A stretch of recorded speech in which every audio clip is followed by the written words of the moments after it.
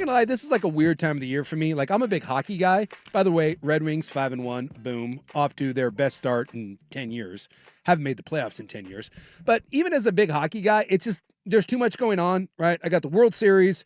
I'm in the midst of the NFL. I got college football, and now here comes the NBA. It's too much. I've only got so much room, so it's a lot. I don't start paying attention to the NBA until like Christmas. Rob doesn't pay attention until like March, but I'll keep an eye. I don't pay attention, but I'll keep an eye. Mm-hmm. But I did see this, obviously a little bit of the local flavor here, and that the Blazers locked up two of their corner pieces for the next 4 years. Shaedon Sharpe and Camara both got extensions today. 4 years, 82.5 for Tumani, and then 4 years, $90 million for Shaedon Sharpe. And this shouldn't come as a surprise. I mean, both of these guys were going to get extensions. I don't think in today's world, no one wants to go into restricted free agency. Mm-hmm. It's just under the new salary cap. There's just not as many suitors that are out there. And, Camara, his max, I think, was $87 million that he could have signed, and he did 82.5. He took a little bit of a discount. $1 million, $1 million and some change per year as a discount. Maybe that surprised me a little bit. I think Shaedon Sharpe, obviously, it sounds like his agent was trying to throw out that 1 to 110. Mm-hmm. He wasn't getting that elsewhere. I mean, I guess you could go into to play this year and hope for the best. Right. But again, how many suitors are going to be out there? And by the way, at 20, whatever, is he 22, 23 years old? He's 22, and he just got $90 million guaranteed dollars. Yeah, exactly. I mean, I get, and by the way, in 4 years, when you're 26, you can go and sign another massive contract extension. Right in your prime. So, right in your prime. I mean, dare I say, both of these deals, like the Camara deal is almost a max for him, and the Sharpe deal, these are both good deals for the Blazers. I think you have an idea of what Camara is for you.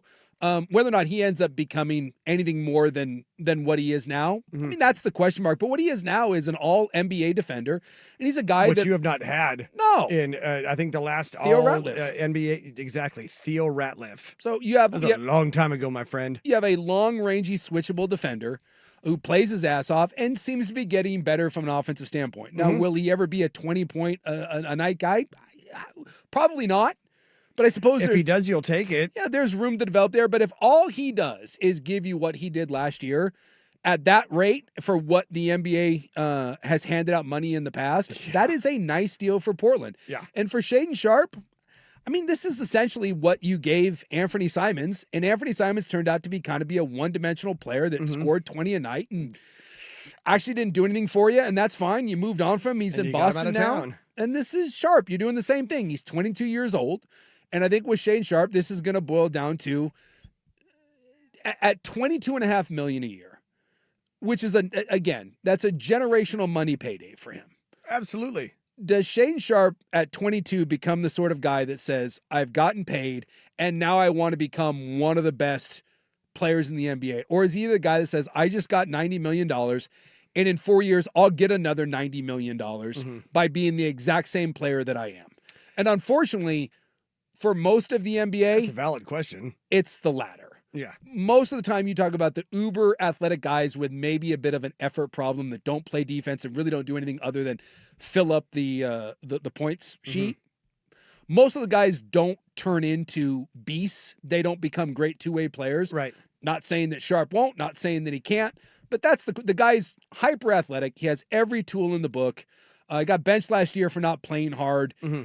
All the potential in the world, and at 22 years old, you just gave him money where, in theory, he never has to do anything again for the rest of his life. Is he sort of guy that lights a fire under his ass, or is he a guy now that gets to say, I've made it, and thanks for coming? Well, and one of the biggest comps, at least on with Danny and Patrick, is that does he become now like an Andrew Wiggins? Yeah, where he gets he gets the bucket, and then he's like, okay, you know what, I'm good. Yeah. But here's what I will say is that it seems that, because like you said, last year he got sat down because he was not putting in the effort on the defensive end. Yeah. And it seems like at least this far this season and, through 4 preseason games and training camp and whatnot, in my mind, it doesn't matter if he is currently turning into like a defensive presence. What we want to see is the effort and not just have him be, not just have him go, Olay. Yeah. Well, I mean, Steph Curry is not a great defender, but Steph Curry plays hard on the defensive side of the ball, and you can hide him some things, and I'm with you. Very few players, especially ones that are being asked to carry the offensive load, are going to be dominant defensive players. But what you want to see is, you said, you want to see effort, and when he has to, when the game requires and he doesn't have the shot going and he's having an off night, can he make an impact elsewhere? And that's where Anthony Simons never could. And Anthony Simons is a fine player. He'll make his $90 million and he'll score his 18. By the way, for him, it's 100. He'll score his 18 to 20 a night, and that'll be Anthony Simons. But you want to see the give a Fs. Yes. And no one knows. But either way, I think if you're the Blazers today, these were both smart deals. They're not big money contracts. Nope. And even if neither guy takes big leaps forward, these are not going to be deals that hamstring you.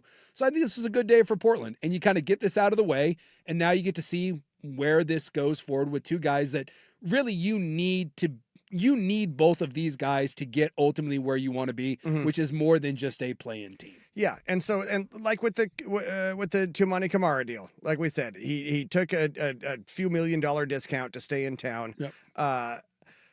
And his and a lot of that is because of his defense. If he can increase his points per game average by, say, maybe 3 or 4 points or whatever, what have you, this year or the next couple years, that turns it into like a tremendous deal. But as of right now, he's a great defensive player. He hits some threes, and that's a good spot for him, and it feels like a good money range.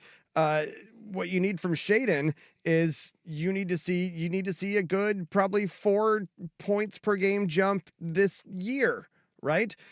Because he took this 4 and 90 that he originally turned down, and we thought that he might try to do a bet on myself year. Yeah.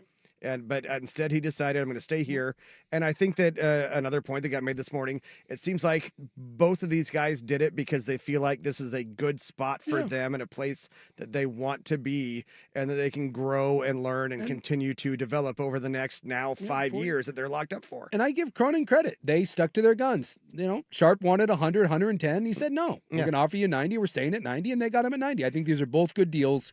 And I think today was a good day. And I think that other teams out there, there weren't a lot of other teams out there that had like cap space to give. No, so they were able to hold to their guns, and I think both of these deals are. So I think you now have 3 of your better players inked for multiple years with Denny, Tamari, and Shaedon Sharpe that are all locked up on very team-friendly deals. Yes. So I think it's a good day for the Blazers. And a good note to point out again, to remind us of all, is that Denny Avdia's deal, it decreases every year. Yeah. So like you can't get more team-friendly than that. And it's not like the Blazers do anything with cap space anyways. My God. It's not like they go out and get free agents. Big free agent destination. Yeah. What have we ever done?